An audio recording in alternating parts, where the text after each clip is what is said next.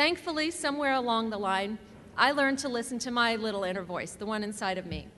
It egged me on to do what I wanted and ignore the outside forces trying to be louder than me. I guess it must have been pretty loud too, because I had a cacophony of shoulds for it to drown out. So even though I came here a psych major, and I had almost completed my coursework for it, one day a friend dragged me to an audition, and I got a part. And that was it. I was hooked. Suddenly that inner voice was screaming, "What are you doing? Why are you a psych major? You love theater, change."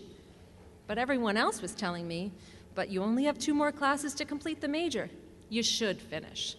So in that instance, I listened to both of us and decided to dual major while I was here. And look, there's nothing wrong with psychology. I really liked it. But the truth is, I had no passion for it. I wonder who I'd be right now if I'd stuck with something that I didn't love because of a bunch of shoulds. And I got hit with a should load, let me tell you. Here they are. Why theater? What can you do with that major when you graduate? You should find something stable and get a real job. Or the ever popular, and say it with me if you know it, you should have something to fall back on. Right. Where was all that coming from? Not me. My path was calling to me, and it wasn't logical or stable or expected, but it was me, loud and clear. And so I listened. I graduated and moved to New York City to become an actress. How about that for stability? A couple of years later, I started to hear that little voice again. Now, I'm not schizophrenic or anything, but sometimes it's pretty clear when there's a change looming. I find that most of the time, just before a big life-changing decision, I have that moment where I want to hold on the hardest to what I already have and not let go. I'm desperate for a change, but fearful of the unknown at the same time. This is a key moment. The key is this: feel the fear, but do it anyway. The voice of fear will give you a million reasons not to do something that your intuition tells you to do. The voice of fear loves the word should. Now, logic is nice and helpful at times, but it doesn't give you all the answers. Sometimes your next best move is a leap of faith into the unknown. Sometimes that leap will take you to great places. Of course, sometimes it will be a big, fat failure. Now, I put failure in finger quotes here for a reason. First of all, I believe we learn our biggest lessons in life from our failures. And second of all, by whose standards have you failed? To me, life is not a series of successes and failures. Life is a progression of events. We grow and learn from all of them, the successes and the failures. Sometimes the failures most of all. Okay, back to my path. And so off I went to New York City to be an actress. Now, obviously, I'm not one, right? So what happened? Am I a failure? Absolutely not. But I got to one of those crossroads in my life after a couple of years of pursuing acting, and I came to the realization that I had a talent for helping other actors achieve success. And not only that, I liked it, and I was good at it.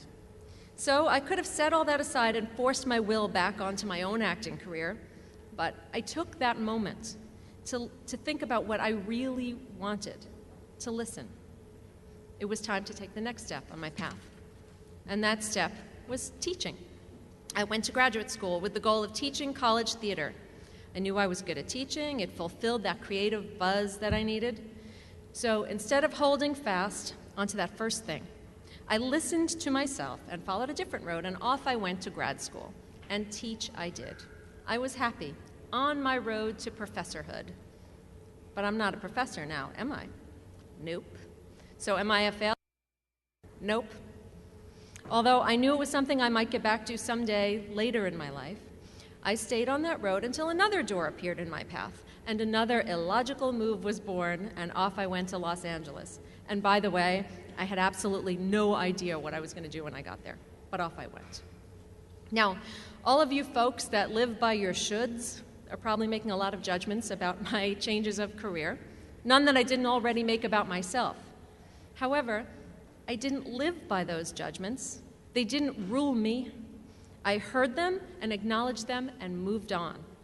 because I knew that there was something else out there for me, and I had to find it. So I came to LA, and I happened upon someone who gave me a great opportunity to produce actor workshops. I knew I wanted to be working in a field around actors, and so I booked casting directors to come and teach these actors about the business. In doing so, naturally, I met practically every casting director in town. I watched how they worked. I listened to their stories. I got to know their process. And eventually, it occurred to me that I had developed many of the skills they possessed across my many jobs and life changes. I had the acting skill, I could teach, I had business skills, and now I had the connections. After all, I knew all the most successful casting directors in LA, and they weren't shy about sharing their knowledge with me. I found that most people are not shy about talking about themselves, and so I listened. And so one of them hired me to be her intern, and 2 months later, her assistant, and off I went onto my casting career. Now, why did I bore you with this long career path story? To show you this. Where would I be now if I had continued to pursue an acting career that I didn't really want? Where would I be now if I had stayed in academic life when I wasn't really ready for that yet? Where would I be if I didn't follow the crumbs that were laid out for me to follow? I wouldn't be up here talking to all of you, that's for sure. Now, how many of you have people in your life who seem unhappy in their job or career, who are doing something in which they seem stuck, or they live in fear, or who punctuate their major life decisions with shoulds? Now, maybe living that way is their path. Maybe it's yours, but it doesn't have to be. Now, let me say there's nothing wrong with any of those careers I left behind. I still long for academic life, and I know in my heart that it's something I'll get back to at some point later in my path, but not now. I've also discovered that although I love what I do, it doesn't define me. I point this out because for myself, I can only say what I do for a living is cast films and miniseries for HBO. I love it, but it is not who I am. I have a whole well-rounded life. I'm a mother, I'm a wife, I'm a friend, a creative spirit, an artist. I'm a person. I encourage you to find those things that you love and do them. You know, some people love their job and find tremendous creative satisfaction in what they do. Some people are fine with having a job that earns them a good living, but find their creative satisfaction elsewhere. There's no wrong way to live your life. Just be true to yourself while you're doing it. Never stop growing. Never stop asking questions of yourself. Never stop listening to that little voice. Let it take you where you are supposed to go. Follow your path, and the possibilities are endless. Thank you.